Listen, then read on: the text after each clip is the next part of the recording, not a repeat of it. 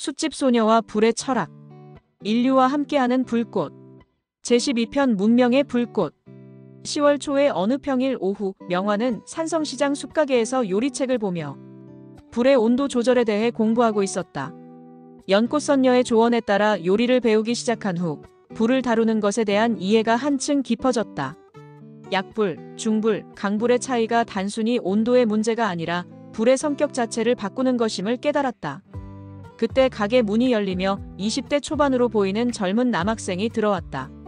검은색 후드티에 배낭을 맨 그는 전형적인 대학생 모습이었지만 손에 들고 있는 두꺼운 공학 서적이 눈에 띄었다. 안녕하세요. 혹시 참숯 있나요? 실험용으로 쓰려고 하는데요. 실험용이요? 어떤 실험인지 물어봐도 될까요? 저는 카이스트 재료공학과 3학년 김용철이라고 해요. 탄소 소재 연구를 하고 있거든요. 명화는 눈이 번쩍했다. 카이스트 학생이라니, 그것도 탄소를 연구한다니 흥미로웠다. 탄소 소재요? 그럼 숯도 연구 대상인가요? 용철은 놀란 표정을 지었다. 오, 정확하네요. 맞아요.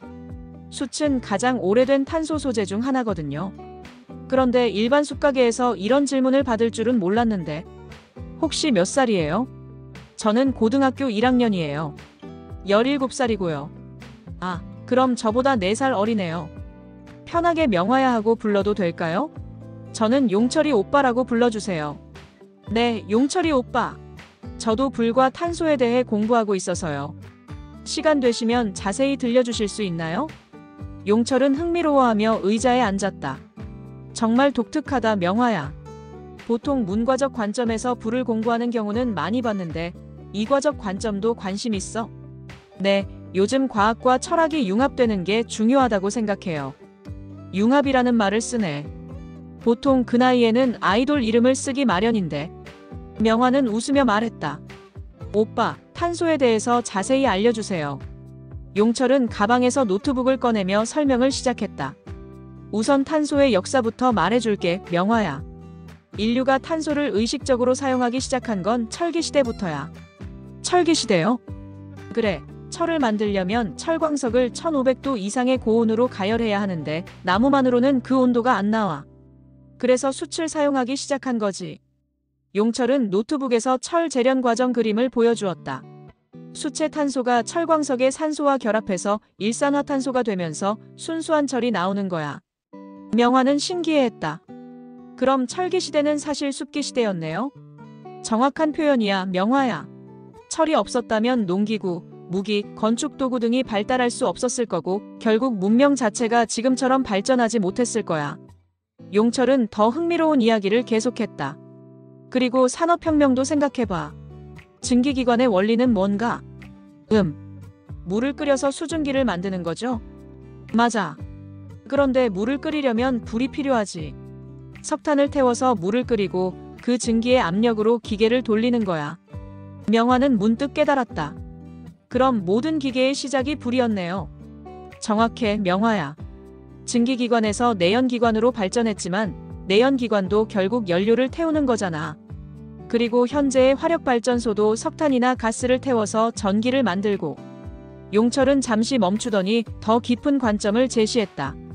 생각해보면 문명이라는 단어 자체가 의미심장해, 명화야. 문은 글자, 즉 지식을 의미하고 명은 밝다, 즉 불을 의미하지. 정말 그러네요. 그럼 문명은 말 그대로 지식의 불이라는 뜻인가요? 그렇게 해석할 수 있어. 인류가 불을 다루기 시작하면서 지식이 발달하고 그 지식으로 더 고도의 불기술을 개발하는 선순환이 문명의 본질이지.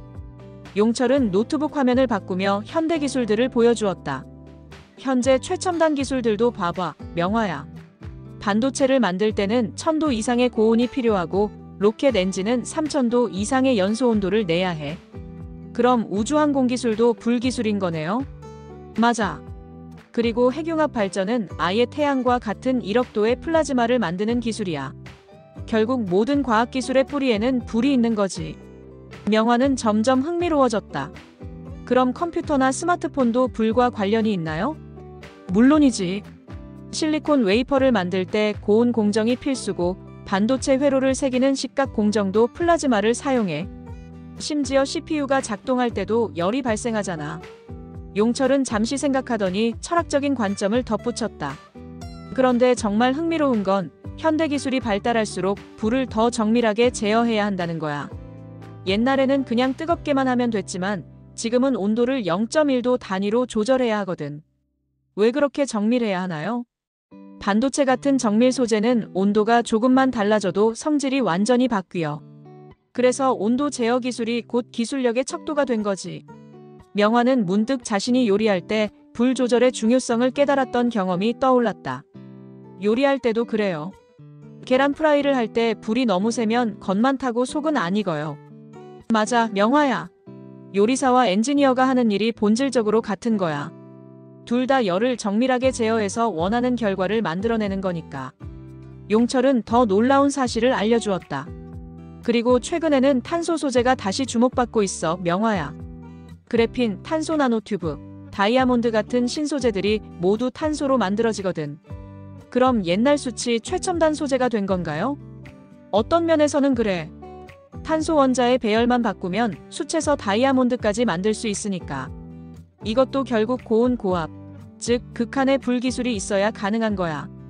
명화는 갑자기 모든 것이 연결되는 느낌을 받았다. 그럼 제가 지금까지 공부한 불의 철학이 과학과 완전히 일치하는 거네요. 맞아, 명화야. 헤라클레이토스가 만물은 불에서 나와 불로 돌아간다고 했는데 과학적으로도 맞는 말이야. 모든 에너지는 핵융합에서 나오고 모든 물질은 별의 내부에서 만들어졌으니까. 용철은 시계를 보더니 일어서기 시작했다. 시간이 벌써 이렇게 됐네, 명화야. 정말 흥미로운 대화였어. 저도요, 오빠. 과학으로 보는 불의 세계가 이렇게 넓을 줄 몰랐어요. 혹시 관심 있으면 우리 연구실에 놀러와. 탄소 소재 실험하는 걸 보여줄게. 정말요? 가고 싶어요. 그럼 연락처 교환하자. 방학 때 시간 되면 초대할게. 용철이 떠난 후 명화는 한참 동안 생각에 잠겼다. 철기시대부터 반도체까지, 증기기관부터 우주선까지 모든 문명의 발전이 불을 더 정밀하게 다루는 기술의 발전이었다는 것이 놀라웠다. 저녁에 집으로 돌아온 명화는 아버지에게 오늘 들은 이야기를 들려주었다. 아버지, 오늘 카이스트 학생을 만났는데 철을 만들 때 숯이 얼마나 중요한지 알게 됐어요. 그래? 어떤 이야기? 철광석을 녹이려면 1500도가 넘는 온도가 필요한데 나무만으로는 안 되고 숯이 있어야 한다고 해요. 정기수는 고개를 끄덕였다. 맞아. 우리 조상들이 철을 만들 때도 좋은 숯이 있어야 좋은 철이 나왔지. 그럼 아버지가 만드는 숯이 문명 발전에 기여하는 거네요? 그렇게 생각하니까 우리 일이 더 자랑스러워지는구나. 명화는 그날 밤 일기에 썼다.